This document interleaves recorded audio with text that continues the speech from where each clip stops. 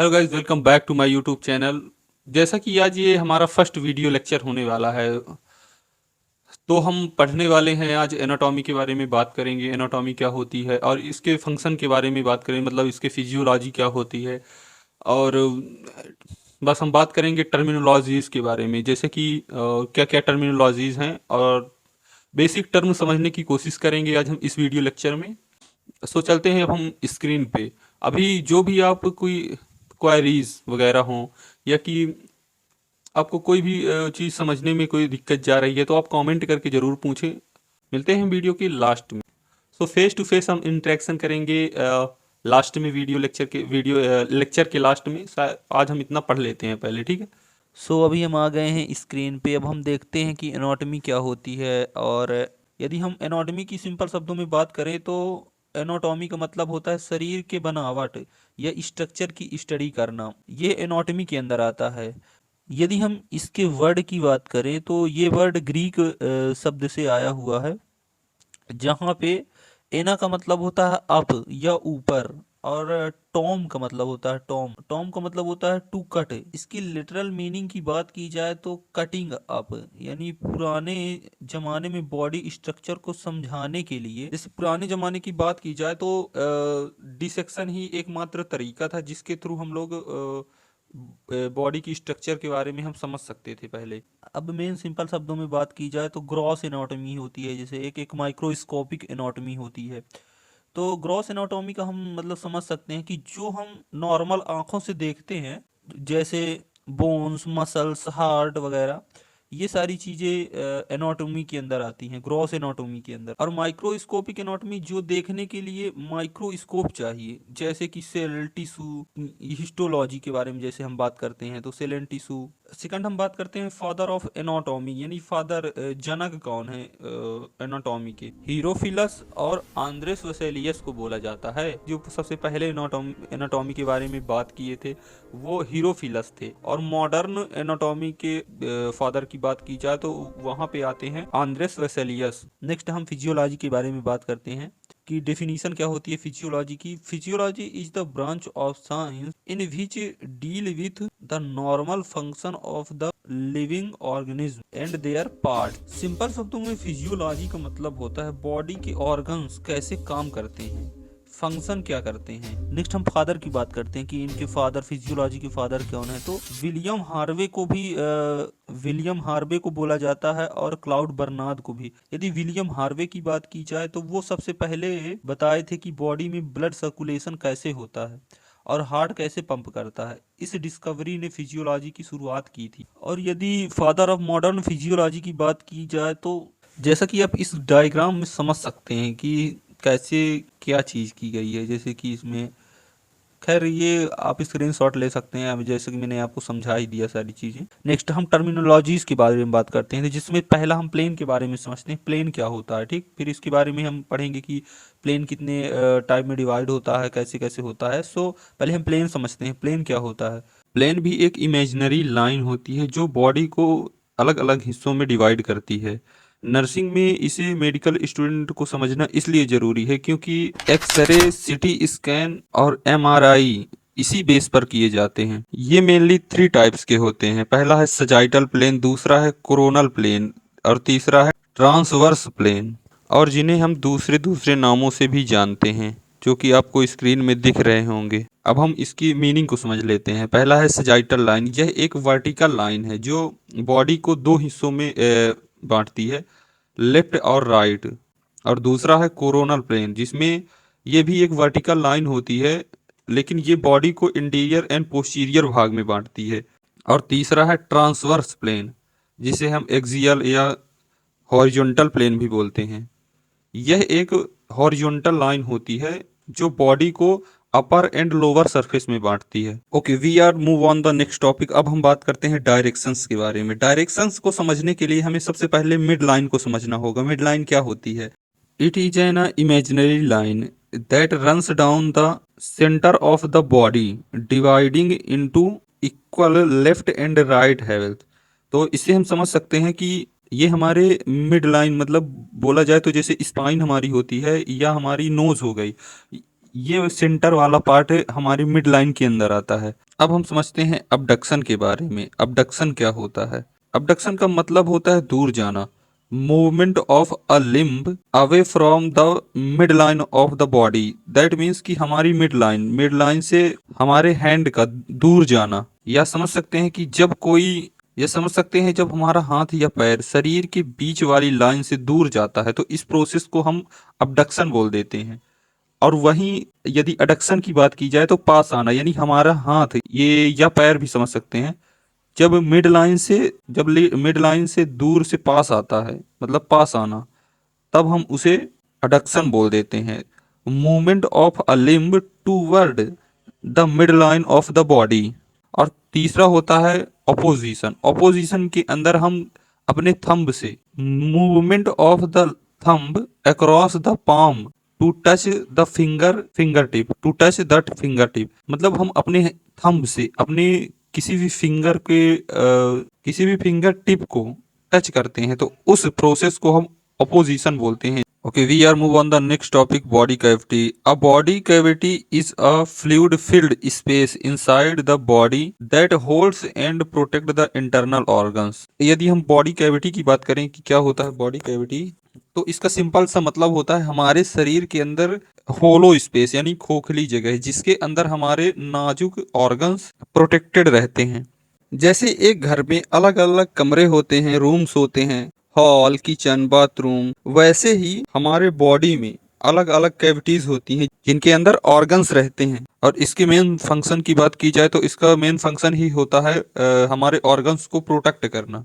Body cavity को mainly दो बड़े हिस्सों में डिवाइड किया गया है। पहला हो गया डोर्सल, मतलब बैक वाला एरिया, और वेंट्रल, फ्रंट वाला एरिया। तो हम पहले बात करते हैं डोर्सल वाले कैविटीज, पहले हम बात करते हैं बैक वाले साइड की, पहले हम बात करते हैं बैक साइड की, यानी डोर्सल कैविटी। ये बॉडी के पीछे वाले हिस्से में होती है। इसके मेनली दो पार्ट्स, पहला हो गया क्रेनियल कैविटी और दूसरा हो गया स्पाइनल कैविटी। क्रेनियल कैविटी मतलब खोपड़ी के अंदर वाला, मतलब कि खोपड़ी के अंदर क्या है, जैसे खोपड़ी के अंदर होता है ब्रेन, ये क्रेनियल कैविटी के अंदर आता है। दूसरा हो गया स्पाइनल कैविटी, जिसमें स्पाइनल कैविटी जिसे हम वर्टिब्रल कैविटी भी बोलते हैं, यानी रीढ़ की हड्डी के अंदर। और रीढ़ की हड्डी के अंदर कौन सा ऑर्गन होता है? Spinal cord. अब हम वेंट्रल कैविटी की बात करते हैं, यानी फ्रंट साइड की। तो ये बॉडी के आगे वाले हिस्से में होता है और ये सबसे बड़ा होता है। इसे डायफ्राम दो हिस्सों में बांटता है। पहला हो गया थोरेसिक कैविटी, जिसके अंदर हार्ट, लंग, ट्रैकिया और इसोफेगस आती है। मेनली हम बात करते हैं जैसे कि हार्ट जिस थैली में होता है उसे हम पेरिकार्डियल कैविटी बोलते हैं, और पेरिकार्डियल के ऊपर जो फ्लूइड होता है उसे हम पेरिकार्डियल फ्लूइड बोलते हैं, जिसके अंदर प्रोटेक्ट हार्ट होता है। और लंग जिसमें प्रोटेक्ट होता है उसे हम बोलते हैं प्लूरल फ्लूइड, और ये प्लूरल कैविटी में प्रेजेंट होता है। अब दूसरा आ गया हमारा एब्डोमिनो पेल्विक कैविटी, जिसके अंदर एब्डोमिनल कैविटी यानी पेट वाला हिस्सा और पेल्विक कैविटी यानी कमर के नीचे वाला हिस्सा आता है। एब्डोमिनल कैविटी के अंदर हमें stomach, liver, gall bladder, pancreas, spleen, small intestine, kidney देखने को मिलती हैं। और पेल्विक कैविटी के अंदर यूरिनरी ब्लैडर, रिप्रोडक्टिव ऑर्गन्स और रेक्टम देखने को मिलता है। ओके, ये एक डायग्राम है जिसके थ्रू आप देख के अच्छे से समझ सकते हैं कि कौन सी कैविटी कहाँ पे प्रेजेंट होती है।